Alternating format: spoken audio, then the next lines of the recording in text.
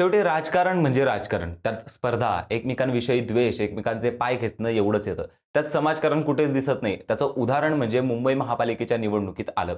मुंबई महापालिकेत भाजपने दणदणीत कामगिरी करताना तब्बल 89 जागा जिंकल्या, तर शिंदे गटाला फक्त 29 जागांवर समाधान मानावे लागले. पण आता शिंदे गटाच्या फक्त 29 जागा येण्यामागे भाजपचा हात असल्याचा आरोप होऊ लागलाय आणि त्या आरोपाचे कारण ठरलंय एक WhatsAppचे चॅट.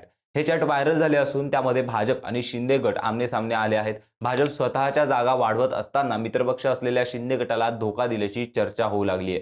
त्यामुळे हा आरोप नेमका कोणी केलाय? व्हायरल चॅटमध्ये नक्की काय आहे? आणि याचे पुढचं राजकारण कसं असणार आहे? या विषयावरती आपण चर्चा करणार आहोत. नमस्कार, मी अर्णेश जोशी आणि आपण पाहतायत कट टू कट.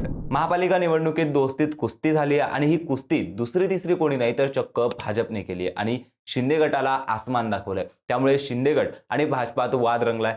पण ते सांगण्याआधी थोडं इतिहासात जाऊ. जास्त मागे नाही, थोडं अलीकडेच. तुम्हाला राज्यातील नगर परिषद निवडणुका आठवताय का? त्या निवडणुकीत भाजपचे मंत्री जयकुमार गोरे यांनी सांगोला येथील सभेत बोलताना शेकापचे बाळासाहेब देशमुख यांना आमदार करण्यामागे भाजपचे सहकार्य असल्याचे सांगितले होते. त्यामुळे माजी आमदार शहाजीबापू पाटील यांना पराभव स्वीकारावा लागला होता. आता तसाच काहीसा प्रकार मुंबईत घडलाय. तर त्याचं झालं असं, की शिवसेना शिंदे गटाचे माजी आमदार सदा सरवणकर यांच्या मुलासह मुलीचीही या निवडणुकीत पराभव झालाय. मुंबईतील प्रभाग क्रमांक 191 मधून प्रिया सरवणकर आणि 194 मधून समाधान सरवणकर यांचा उद्धव ठाकरेंच्या शिवसेनेच्या उमेदवारांनी पराभव केलाय.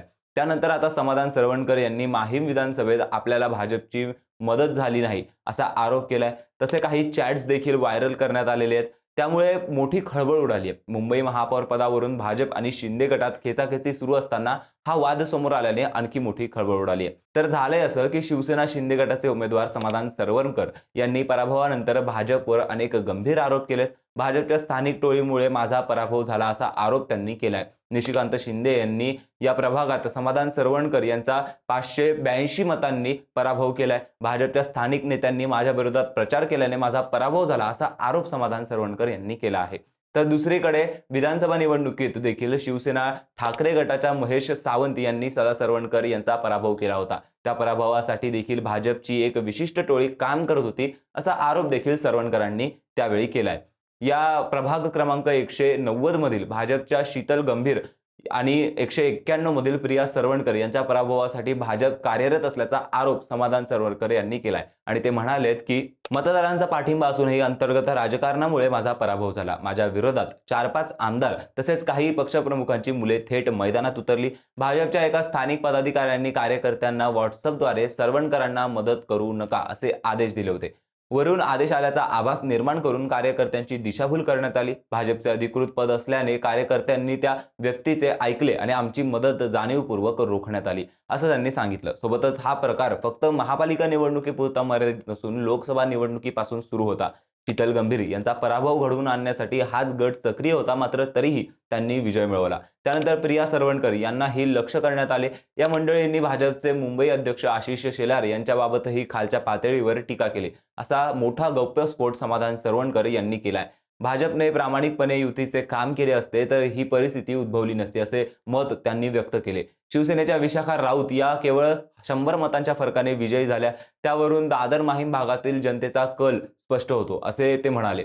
आपला पराभव हा जनतेचा कौल नसून स्थानिक पातळीवर गद्दारीचा परिणाम असल्याचे सांगत समाधान सरवणकर यांनी आक्रमक भूमिका घेतली आहे. त्यामुळे ते पुरावे घेऊन आपण देवेंद्र फडणवीस यांची भेट घेणार असल्याचेही त्यांनी सांगितले. शिवसेना विधानसभा प्रमुख कुणाल वाडेकर यांनी भाजपमधील एका विशिष्ट गटावरती गद्दारीचे गंभीर आरोप केलेत. वाडेकर यांनी त्यांच्या फेसबुकवरून एक पोस्ट शेअर केली आहे. त्या पोस्टमध्ये त्यांनी एक फोटो पोस्ट केलाय. त्या फोटोत एक व्हॉट्सअप चॅट दिसतंय. त्या चॅटमध्ये काही धक्कादायक बाबी समोर आल्यात.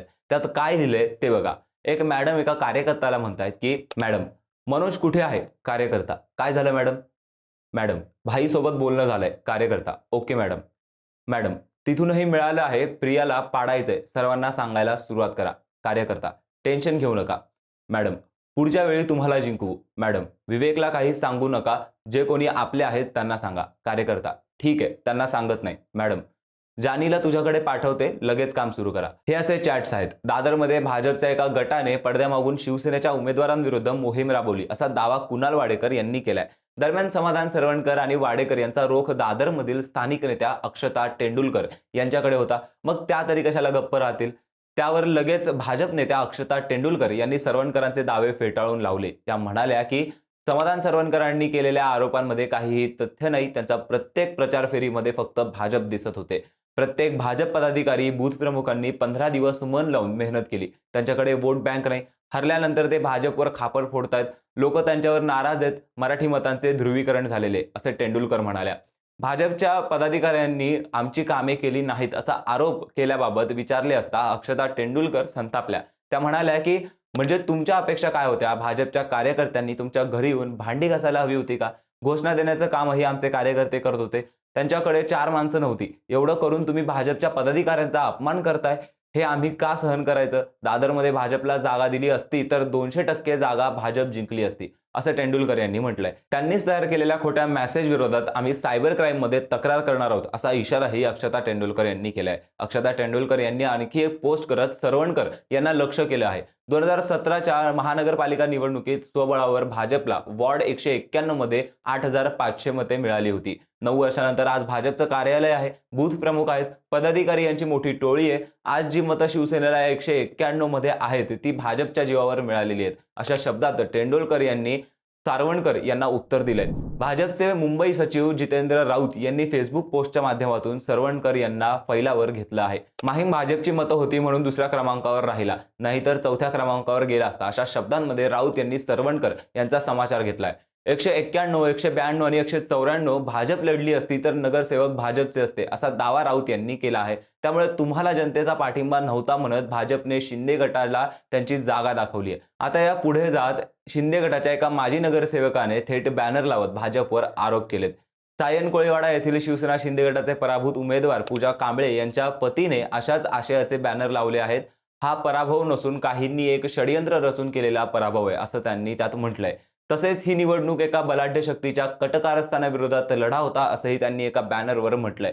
पराभूत उमेदवार पूजा कांबळे यांचे पती माजी नगरसेवक रामदास कांबळे यांनी या परिसरात लावलेलं फलक चर्चेचा विषय ठरलेत. त्या फलकावर असं लिहिलंय की ही निवडणूक म्हणजे एक बलाढ्य शक्तीच्या कटकारस्थानाविरोधात विकास कामांसाठी प्रामाणिकपणे लढणाऱ्या तुमच्यातील जनसेविकेचा लढा होता, असे मतदारांचे आभार मानण्यासाठी लावलेल्या फलकामध्ये त्यांनी म्हटलंय. सायन कोळीवाडा विधानसभा मतदारसंघातील प्रभाग क्रमांक 173 मध्ये भाजपच्या बंडखोर उमेदवार शिल्पा केळुसकर विजयी झाल्यात.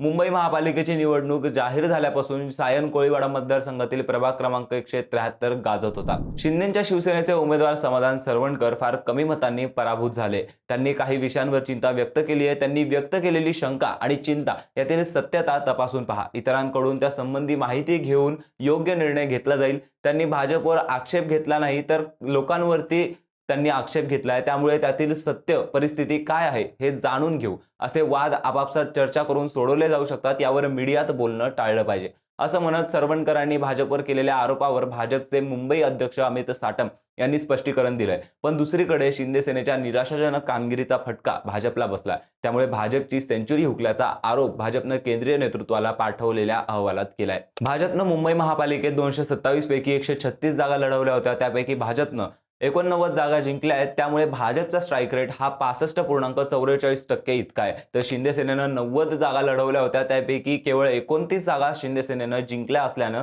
शिंदे सेनेचा स्ट्राईक रेट हा 32% इतका आहे. भाजपच्या स्ट्राईक रेटला उत्तर देताना शीतल म्हात्रे म्हणाल्या की आम्ही 90 पैकी 29 जागा जिंकलो. आमचा स्ट्राईक रेट हा 32.22 इतका आहे. तर 11 जागा आम्ही 1000हून कमी मतांनी हारलो आहोत. वॉर्ड क्रमांक 121 मधील प्रतिमा खोपडे या 14 मतांनी, मनाली भंडारी 84 मतांनी, प्रिया सरवणकर या 197 मतांनी, अश्विनी हांडेकर या 158 मतांनी पराभूत झाल्यात. अतिशय कमी मतांनी आम्हाला काही पराभव सहन करावे लागले, असे आरोप निवडणुकीनंतर होत असतात. अपेक्षेनुसार आम्हाला जागा मिळाल्या नसल्या तरी आम्ही कमी जागा जिंकलो यात तथ्य नाही, असा पलटवार त्यांनी केलाय. असं बघायचं झालं तर माहीम हा शिवसेना आणि सदा सरवणकरांचा बालेकिल्ला मानला जात होता. 2004 ते 2014 आणि 2024 मध्ये त्यांनी विधानसभा निवडणुकीत या मतदारसंघातून बाजी मारली आहे. मात्र शिवसेना फुटीनंतर त्यांनी एकनाथ शिंदे यांच्या शिवसेनेत प्रवेश केला. त्यानंतर त्यांना पराभवाला सामोरं जावं लागलं. आधी विधानसभेत, मग एकदा मनसे लाटेत त्यांचा पराभव झाला होता. तर आता महापालिका निवडणुकीत त्यांची दोन्ही मुलं समाधान सरवणकर आणि प्रिया सरवणकर यांना पराभव स्वीकारावा लागलाय.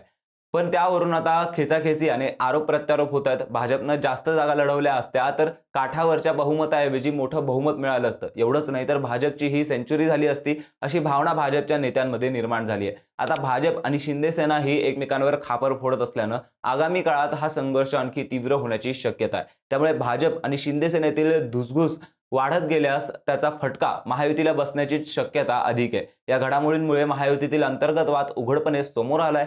आगामी सत्ता स्थापनेवरती आणि महापौर निवडीवरती त्याचा परिणाम होण्याची शक्यता वर्तवली जाते. याविषयी तुम्हाला काय वाटतं? कमेंट करून नक्की सांगा आणि अशाच रोजच्या घडामोडींसाठी कट टू कटला नक्की सबस्क्राईब करा.